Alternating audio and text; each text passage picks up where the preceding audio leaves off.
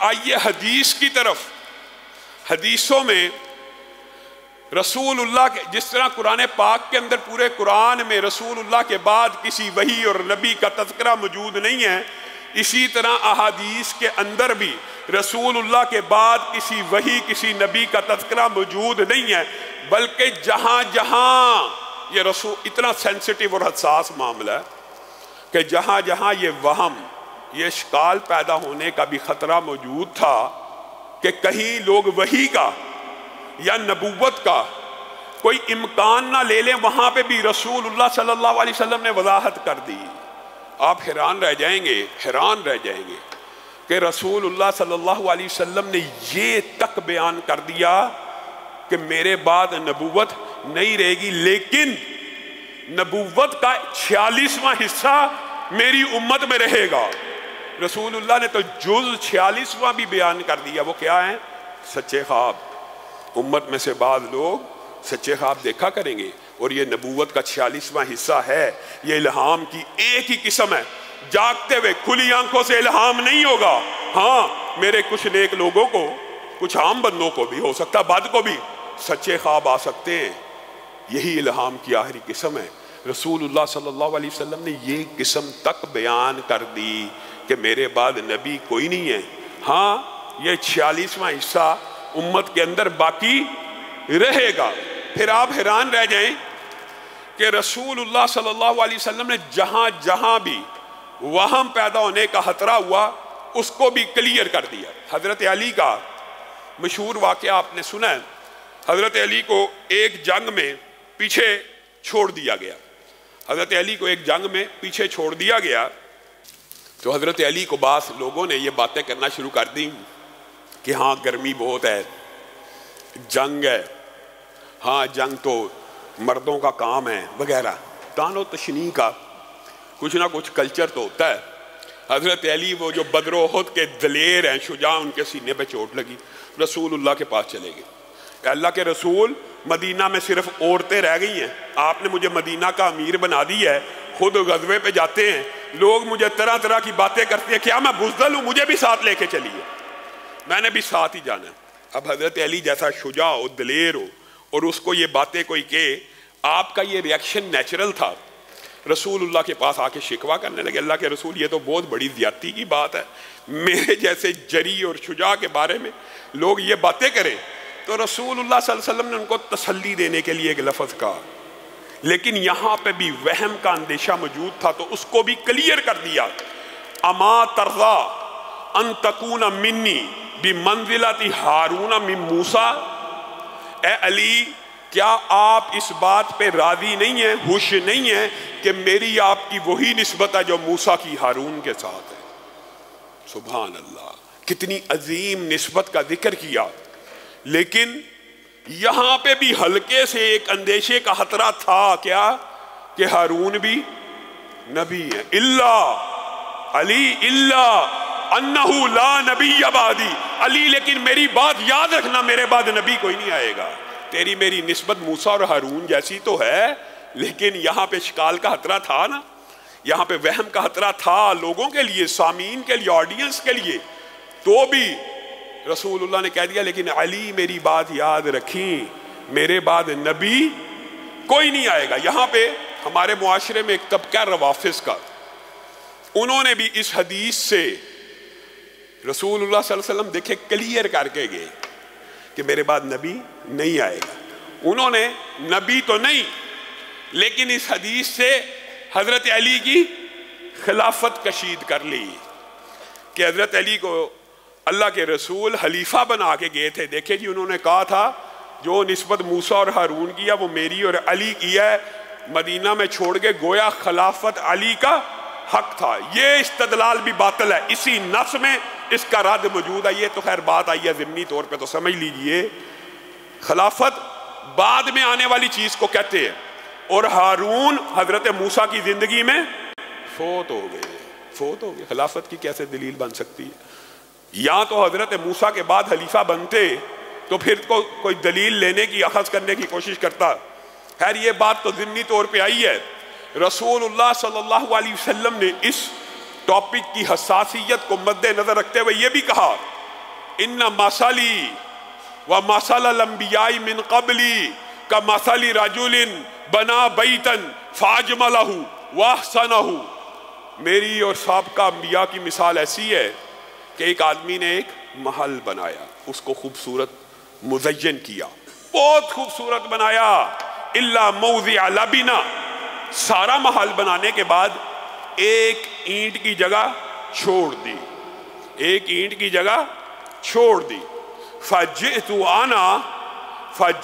انا، پس میں آیا، واتممت تلک اللبنہ، میں نے اس خالی اینٹ کی جگہ کو پر کر دیا، میں ہی وہ نبوت کے پورے محل کی آخری اینٹ ہوں جو اس محل میں جا کے فٹ ہو گئی اور نبوت کے سارے سلسلے مکمل ہو گئے۔ اب اس ایک حدیث سے آپ نے استدلال کرنا ہے، غور کرنا ہے، کیا رسول اللہ صلی اللہ علیہ وسلم نے ایک اینٹ کی خالی جگہ بتائی ہے یا دو کی؟ اگر دو بھی خالی ہوتی تو نبوت کی کوئی گنجائش نکل سکتی تھی۔ اسی لیے محدثین نے یہ بات کہی ہے، محدثین نے، کہ جو کوئی بندہ رسول اللہ کے بعد نبوت کا دعویٰ کرتا ہے وہ نبوت کے محل کی ایک اینٹ کم از کم چوری کرتا ہے۔ کیا مطلب؟ وہ ایک نبی کا حق مارے گا تو ہی اس محل کے اندر جا کے فٹ ہونے کی کوشش کرے گا، وہ ایک نبی کی توہین کرے گا، ایک نبی کا حق مارے گا۔ اور اسی لیے آپ نے اس بات کو نوٹ کیا ہوگا کہ جتنے بھی بالعموم جھوٹے نبی جو دعویٰ کرتے ہیں وہ حضرت عیسیٰ کی توہین کرتے ہیں یا کسی ایک نبی کی توہین اعلانیہ بھی کرتے ہیں اور ان کے بارے میں ہرزہ سرائی بھی کرتے ہیں۔ میں تو یہ بات کے اوپر حیران ہوتا ہوں کہ بر صغیر کا یہ جو معاشرہ، یہ کیسا خطہ ہے کہ یہاں پہ مرزا غلام احمد قادیانی جیسوں کو بھی امتی میسر آ گئے، وہ الگ بات ہے، اس کے پیچھے برطانیہ کی حکومت کی محنتیں تھی۔ اس نے خود لکھا ہے کہ میں نے برطانیہ کی خدمت میں اتنے جہاد کے خلاف لٹریچر اور رسالے لکھے ہیں کہ ایک الماری بھر جائے، ایک لائبریری بھر جائے۔ لیکن پھر بھی آپ اگر غور کریں تو زمانہ ماضی میں جتنے بھی جھوٹے اور جعلی نبی آئے وہ سارے ایول جینیس تھے، ایول جینیس، شیطانی طور کے اوپر ذہین تھے، فتین تھے۔ حتیٰ کہ ایک شخص ایسا بھی آیا، اس نے لوگوں کے اندر کہا کہ میرا نام لا ہے، لا، اور لا جب اس کا نام مشہور ہو گیا تو وہ مسلمانوں کو اکٹھا کر کے کہنے لگا یہ جو آپ حدیث پڑھتے ہیں لا نبی آبادی، لا نبی آبادی، یہ راوی کو غلطی لگی ہے، یہ اصل میں کیا تھا؟ لا نبی بعدی، مبتدا اور خبر تھی، لا نبی آبادی نہیں تھا بلکہ لا نبی بعدی تھا۔ رسول اللہ یہ کہہ کے گئے ہیں کہ میرے بعد لا نامی شخص نبی ہوگا، لا نبی بعدی۔ اتنے جینیس، انٹیلیجنٹ لوگوں کو دھوکہ دینے کے لیے، مغالطہ ڈالنے کے لیے۔ اور ایک عورت نے بھی اسی لیے دعوی نبوت کیا تھا، اس نے کہا حدیث میں لا نبی آبادی تو ہے، لا نبیت آبادی تو نہیں ہے، تو اس کا مطلب یہ ہے عورتوں میں نبوت آ سکتی ہے۔ اسی طرح خلیفہ ہارون الرشید کے دور میں ایک شخص نوح مشہور ہوا، اس نے بھی دعوی نبوت کیا تھا۔ اس وقت جب لوگوں نے اس سے دلیل مانگی کہ تو اپنی نبوت کی کوئی دلیل دے تو اللہ علماء اہل سنت کے اوپر رحم فرمائے، انہوں نے اس وقت یہ فتویٰ جاری کیا تھا الحمدللہ کہ مدعی نبوت کے بارے میں، جعلی نبوت کا دعویٰ کرنے والا رسول اللہ کے آ جانے کے بعد واضح نصوص، بین دلائل اور احادیث کی روشنی کے بعد اگر کوئی مسلمان کسی جھوٹے دعوی نبوت کرنے والے سے دلیل بھی مانگے گا تو اسلام سے نکل جائے گا، دلیل بھی مانگے گا، دلیل کی ضرورت نہیں ہے، نصوص قطعیہ ہیں۔ لیکن اس سے جب یہ سوال کیا گیا تو اپنا مقدمہ پیش کر، تو کیا کہتا ہے؟ کہا قرآن پاک میں وہ جو نوح کی آیت ہے نا کہ 950 برس رہے، 1000 برس رہے مگر 50 سال کم، میں وہی نوح 50 برس پورے کرنے کے لیے آ گیا ہوں، میرے پیچھے چلو۔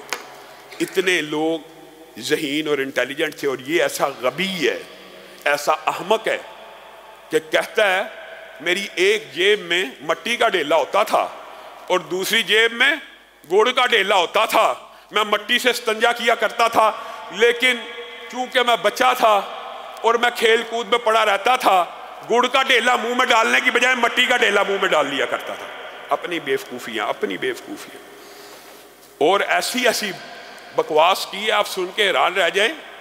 میری جب شادی ہوئی میں شادی کے قابل نہیں تھا، میری جب شادی ہوئی میں شادی کے قابل نہیں تھا، لیکن شادی کو 5 ماہ نہیں تھے گزرے بچہ ہو گیا۔ یہ میرا معجزہ ہے۔ علامہ شہید نے کہا تھا، علامہ شہید نے قادیانیت میں بھی اور تقریر کرتے ہوئے بھی یہ بات کہی تھی، مرزا غلام احمد قادیانی، یہ جو معجزہ تو کہہ رہا میرا معجزہ ہے، اس کو اگر معجزہ مان لیا جائے کہ تو شادی کے قابل نہیں تھا، 5 ماہ بعد بچہ پیدا ہو گیا، تو یہ معجزہ تیرا نہیں ہے، تیری بیوی کا ہے۔ تیرا کون سا معجزہ ہے؟ اور یہ اپنے بارے میں اتنا غبی ہے، اپنے بارے میں۔ اور معاذ اللہ کہتا ہے حسین جیسے، معاذ اللہ حسین جیسے کیا ہیں؟ لاکھوں حسین میری جیب میں پھرتے، میری سیر کربلا میں ہے۔ تم مردہ علی کی بات کرتے ہو، میں زندہ علی تم میں موجود ہوں۔ فاطمہ کی بات کرتے ہو، انہوں نے تو معاذ اللہ مجھے سب کچھ اپنا دکھا دیا۔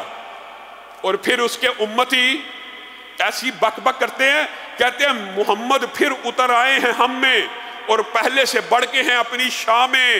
محمد جس نے دیکھنے ہوں اکمل، غلام احمد کو دیکھے قادیاں میں۔ لعنت ہو ان کے اوپر اللہ کی۔ یہ ایسے فتنے بعد لوگ ہیں، ایسے دجال اور کذاب ہیں۔ آپ ہم سے کہتے ہیں ان کے اوپر سختی کیوں کی جاتی ہے؟ یہ رسول اللہ کا منہج ہے کہ رسول اللہ کے بعد جو بھی نبوت کا دعویٰ کرے گا وہ دجال تو ہو سکتا ہے، کذاب تو ہو سکتا ہے، وہ نبی نہیں ہو سکتا۔ یہ دجال اور کذاب کے لفظ امتیوں کے ہیں کہ رسول اللہ کے؟ دجال بھی مبالغے کا سیگا، کذاب بھی مبالغے کا سیگا۔ یہ سختی رسول اللہ کی ہے۔ رسول اللہ دنیا سے چلے گئے، امت محمدیہ کا جو پہلا اجماع ہوا، پہلا اجماع، آپ نے منکرین زکوٰۃ وغیرہ حضرت ابو بکر کے موقف پڑھے ہوئے ہیں، لیکن آپ کو شاید یہ علم نہیں ہے، صحابہ کا جو پہلا اجماع ہوا وہ اس بات کے اوپر ہوا کہ مدعی نبوت صرف واجب القتل نہیں ہے، بلکہ نبوت کا دعویٰ کرنے والے کے پیروکار بھی واجب القتل ہیں۔ پہلا اجماع امت کا اس بات کے اوپر ہوا۔ آج آپ کہتے ہیں ان کو اقلیت مان لیا جائے، نہیں مانتے، یہ مرتد ہیں، ان کی سزا اسلام میں طے اور متعین ہے۔ ہاں یہ بات مانتے ہیں کہ یہ سزا میں نے اور آپ نے نہیں دینی۔ کس نے دینی ہے؟ اسلامی ریاست نے دینی ہے۔ اسلامی ریاست کا فرض ہے کرتارپور کے اوپر ان کے لیے راہداریاں نہ بنائی جائیں، ان کو یا تو جلا وطن کیا جائے یا تحقیق کیا جائے۔ اقلیت وہ ہوتی ہے جو سچ بولتے ہوئے اپنے سابقہ کتابوں اور نبیوں کے اوپر یقین رکھے، یہ اقلیت نہیں ہوتی۔ ایک بوتل ہے کوکو کولا کی یا پیپسی کی، اس کے اوپر آپ گھر سے پانی بھر کے کوکو کولا کا سٹیکر لگائیں، آپ کے اوپر مقدمہ ہو جائے گا۔ آپ جیلی پن کر رہے ہیں۔ یہ بے ایمان مسلمان بن کے مسلمان کی صفوں میں گھس کر مسلمانوں کو کاٹتے ہیں، مسلمانوں کی جڑوں کے اوپر حملہ آور ہیں۔ ان کو ہم مسلمان مان لیں، ان کو ہم اقلیت مان لیں اسلامی شریعت کا، اور یہ منہج صحابہ کا منہج ہے۔ مسیلمہ کذاب کے ساتھ جنگ میں پوری رسول اللہ کی زندگی میں اتنے صحابہ شہید نہیں ہوئے جتنی اس ایک اکیلی جنگ میں 1200 سے زائد صحابہ نے اپنی جان کا نذرانہ پیش کیا۔ 1200 سے زائد، 28,000 مرتدوں کو واصل جہنم کیا۔ 28,000 40,000 میں سے آپ نے اس کو بڑا چھوٹا معاملہ سمجھا ہوا، اور آپ کے نزدیک جی ان کی عزت کی جائے، یہ عزت کے قابل نہیں ہے۔ ان کو یا دجال کہا جائے گا یا کذاب کہا جائے گا، اسلامی شرعی ریاست ہو ان کو جلا وطن کیا جائے گا یا تحقیق کیا جائے گا۔ ان کو اقلیتوں کے حقوق بھی نہیں دیے جا سکتے جب تلک یہ اعلانیہ اپنے آپ کو غیر مسلم اور کافر، اپنے آپ کو غیر مسلم ڈکلیئر کر دے۔ پھر ان کے بارے میں علماء اجتہاد کریں کہ یہ اقلیت کے فلسفے میں آتے ہیں، تو اپنے آپ کو مسلمان کلیم کرتے ہیں۔ اور میرے ذہن میں یہ بات آ رہی ہے کہ آج کل کے مسلمان اگر اس دور میں بھی ہوتے نا تو کیا کہتے؟ جی مسیلمہ تو اپنی اذان میں اشہد ان محمدن کہہ رہا ہے۔ مسیلمہ کذاب بھی جو اذان دیا کرتا تھا اس اذان میں رسول اللہ کی رسالت کا اقرار کیا کرتا تھا۔ یہاں پہ انہوں نے کہا کہ یہ جی آپ بڑے سخت ہیں، جی آپ باقی لوگوں کے بارے میں بڑی نرمی کرتے ہیں، ان کے بارے میں بہت زیادہ سختی کرتے ہیں۔ اللہ رب العزت رسول اللہ اور صحابہ کے منہج مستقیم کے اوپر ہم سب کو چلنے کی توفیق عنایت فرمائے۔